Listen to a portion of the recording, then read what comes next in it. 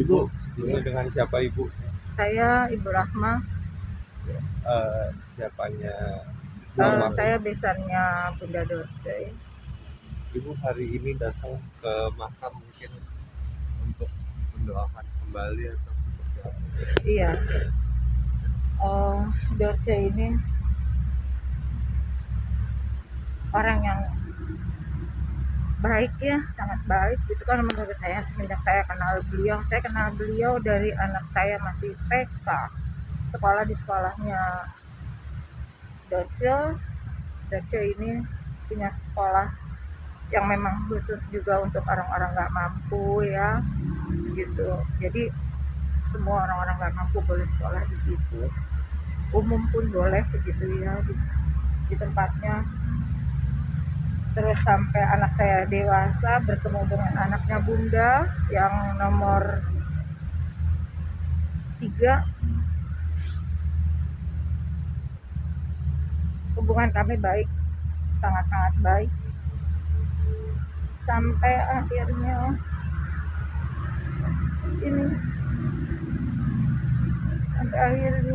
Bunda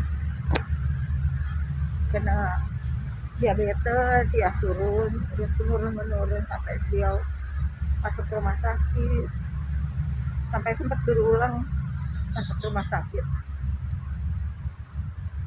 Sebelum meninggal hari Jumat itu dia masih sempat gitu, masih sempat beli makanan Jumat barokah bersama anaknya.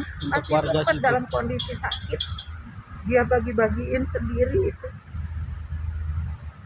2 hari kemudian kalau nggak salah terus dia koma, bawa ke rumah sakit, sampai akhirnya dia, Allah lebih sayang sama beliau.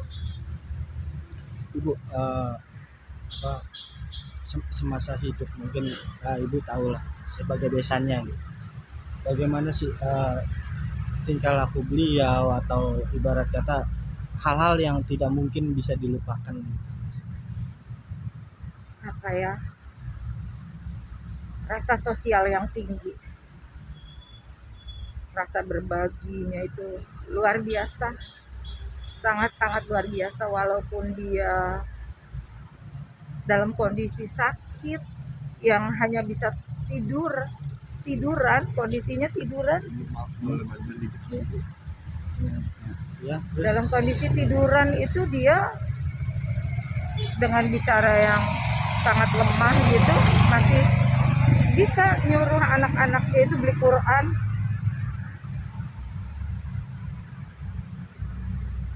Sangat-sangat banyak dia bagi-bagikan Quran itu.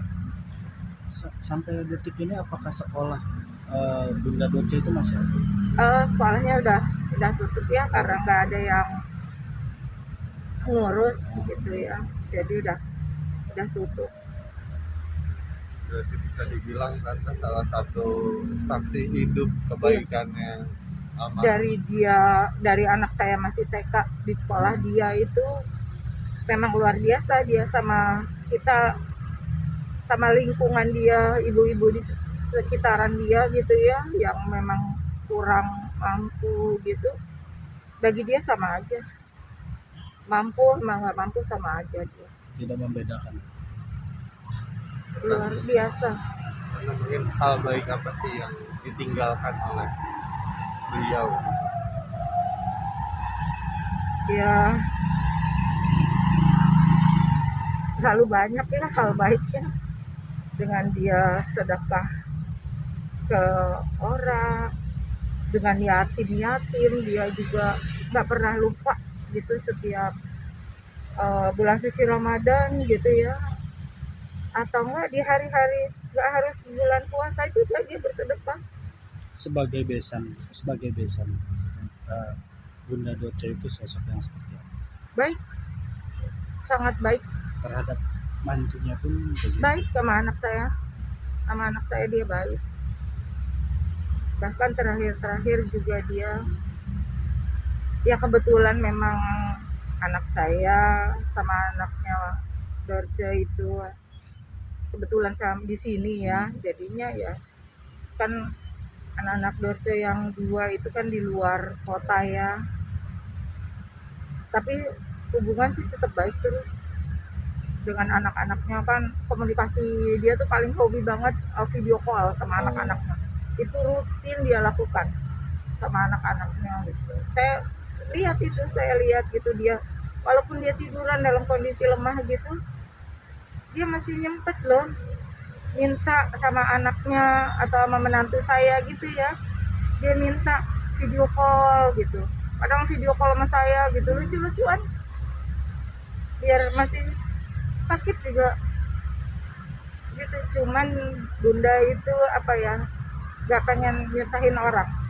Pernah saya bilang, bun, saya aja yang ngurus bunda ya di sini gitu, karena kan nanti saya ada anak baby gitu kan, ada anak kecil gitu, jadi biar sama saya juga, karena kan anak-anaknya masih, kalau kita kan yang orang tua kan lebih lebih sedikitnya lebih paham lah tentang sakit apa segala macam itu. Tapi uh, awalnya dibolehin sama dia, saya sempat nginep sehari itu sama dia di kamarnya, biasanya dia panggil, jangan dong gitu, kamu kan besan saya gitu, masa saya perlakuin gini gitu. Dia nggak mau nyusahin orang, sangat-sangat nggak mau dia nyusahin orang.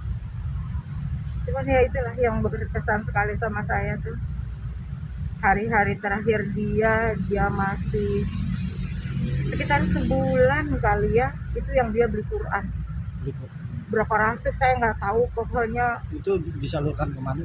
ya Disalurkan kemana Pak? ke masjid-masjid gitu, ke panti-panti gitu sama dia.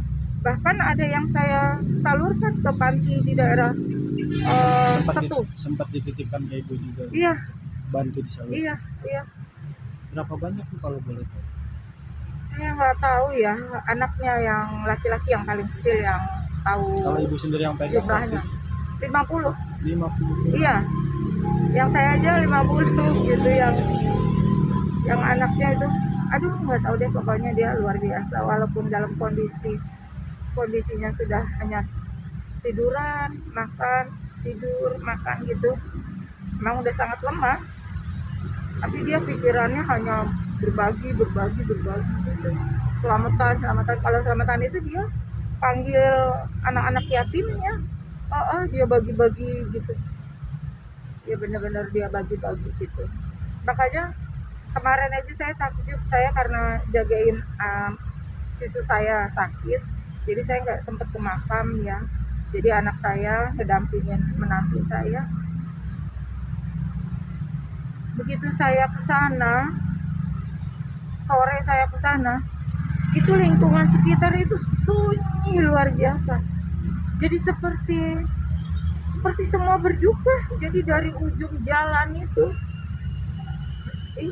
kayak nggak ada kehidupan. Padahal biasanya itu banyak anak-anak liwat, lari, main-main, pedagang juga segala macam. Ini nggak ada satupun.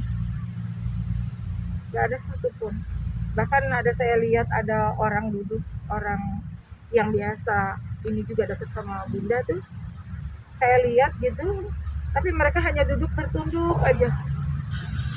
Jadi benar-benar nggak ada suara di lingkungannya bunda itu. Bunda kan lingkungannya berdekatan gitu ya, biasanya anak-anak itu lari, main apa segala, ini nggak ada.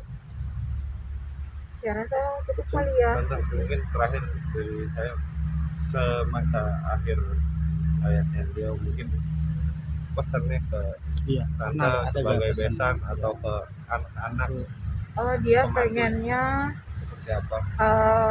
Anak-anaknya akur semua. Alhamdulillah sih yang saya lihat memang bunda menyatukan anak-anaknya hebat.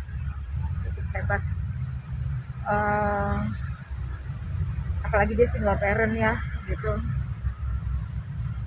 Lalu dia bilang tolong jaga anak saya ya. Terus anak saya dia bilang, lo jangan macem-macem ya sama anak gue, awas lo kalau lo macem-macem sama anak gue. Masih sempat itu dia bercanda gitu, pokoknya biar tetap sama sayang, jangan sampai ada yang kurang baik gitu. Ya, itu kali ya. Ibu dengan siapa maaf namanya? Ibu Rahma. Rahma. Iya. Terima kasih. Bu.